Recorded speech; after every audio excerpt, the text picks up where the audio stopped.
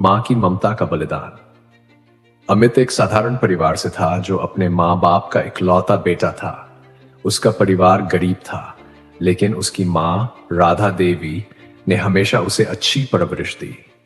राधा देवी एक मेहनती महिला थी जो घर घर जाकर काम करती थी ताकि अमित की पढ़ाई और जरूरतों को पूरा कर सके। उनकी बस एक ही तमन्ना थी, उनका बेटा पढ़ लिख कर बड़ा आदमी बने और उनकी गरीबी हमेशा के लिए दूर हो जाए।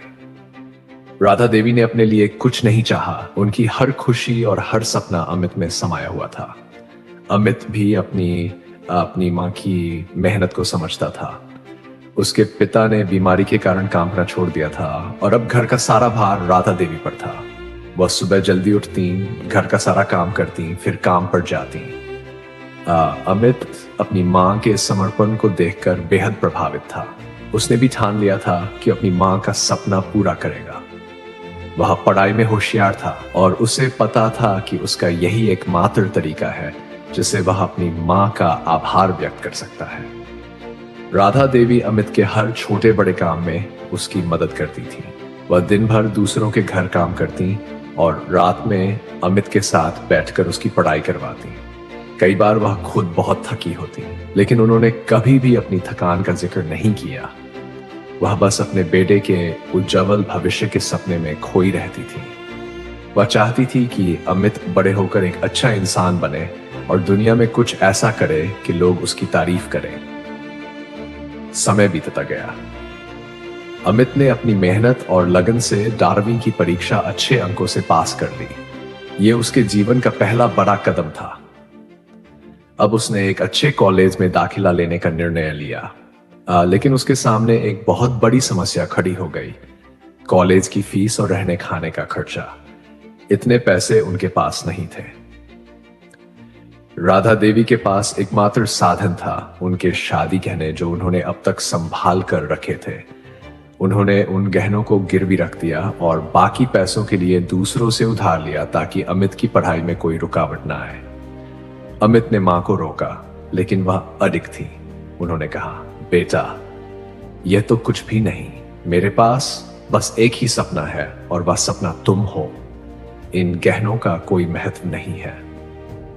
अमित ने अपने दिल पर पत्थर रखकर यह सब स्वीकार कर लिया और कॉलेज जाने का फैसला किया। उसने ठान लिया कि वह अपनी मां के इस बलिदान को व्यर्थ नहीं जाने देगा। वह दिन रात मेहनत करने लगा। वह अपने मां के त्याग को देखकर खुद को प्रेरित करता और हर दिन ने उनके शरीर को थका दिया था, लेकिन उन्होंने अपनी तकलीफों को हमेशा अमित से छिपा कर रखा। अमित हर दिन अपनी मां से फोन पर बात करता और उनसे हालचाल पूछता। हर बार राधा देवी कहती, बेटा, तू बस अपनी पढ़ाई पर ध्यान दे, यहां सब ठीक है। वह अमित से कभी भी अपनी परेशानी का जिक्र नहीं करती थी। उन्हें डर था कि अगर अमित को उनकी बीमारी के बारे में पता चलेगा तो उसका ध्यान पढ़ाई से हट जाएगा। उन्होंने अपनी तकलीफों को अपने अंदर ही छिपाए रखा, लेकिन एक मां के लिए ऐसा करना आसान नहीं था। अमित की मेहनत रंग लाई। उसने अपनी पढ़ाई पूरी कर ली और उसे एक बड़ी कंपनी में नौकरी मिल गई। यह सुनकर राधा देवी की खुशी का ठिकाना नहीं रहा। उन्हें ऐसा लगा जैसे उनका सपना सच हो गया हो। लेकिन अमित की नौकरी मिलने के बाद उन्होंने महसूस किया कि उनकी तबीयत और बिगड़ती जा रही है। उनके पास अब कोई ताकत नहीं बची थी, लेकिन उन्होंने अपने बेटे को कुछ भी नहीं बताया। अमित के पहले वेतन के साथ ही वह घर लौट आया। वह बेहद खुश था और अपनी मां को कई सारी खुशियां देना चाहता था। वह सोचता था कि अब वह अपनी मां को आराम देगा और उनकी सारी इच्छाएं पूरी करेगा। लेकिन जैसे ही वह घर पहुंचा, उसने देखा कि उसकी मां बहुत कमजोर हो चुकी है। उनकी आंखों में वह चमक नहीं थी जो वह हमेशा देखा करता था। उनकी आवाज में भी वही जोश नहीं था। अमित घबरा गया और तुरंत अपनी मां को डॉक्टर के पास ले गया। डॉक्टर ने उनकी जांच की और गंभीर स्वर में कहा कि उनकी तबीयत बहुत बिगड़ चुकी है। अमित ने डॉक्टर से पूछा कि क्या उनकी मां ठीक हो जाएंगी, तो डॉक्टर ने सिर हिला दिया और कहा, अफसोस की बात है, पर बहुत देर हो चुकी है। उनकी हालत ऐसी है कि अब इलाज में भी अधिक समय नहीं बचा है। उन्होंने अपनी बीमारी का इलाज कराने में बहुत देरी कर दी। यह सुनकर अमित का दिल टूट गया। वह समझ गया कि उसकी माँ ने अपनी सारी तकलीफें सिर्फ उसके भविष्य के लिए सहन की थी।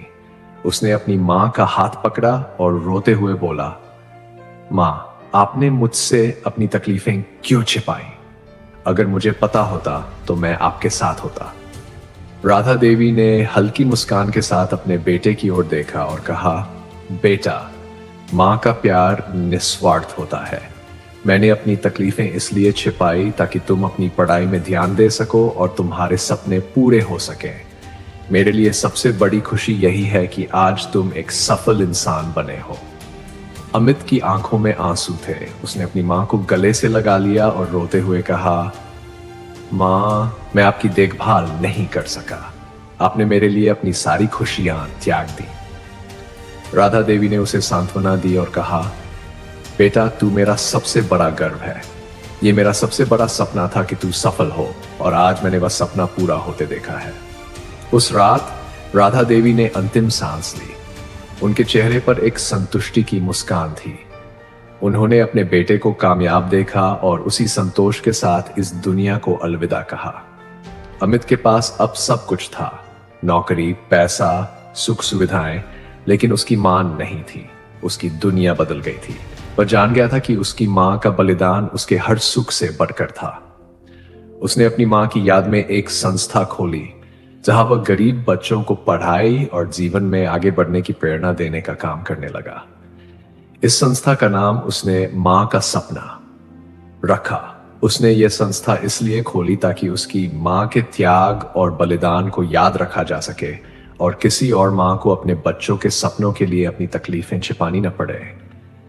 वह इस संस्था के माध्यम से गरीब बच्चों की पढ़ाई में मदद करता और उन्हें प्रेरित करता कि वे भी अपनी मां के सपने पूरे करें।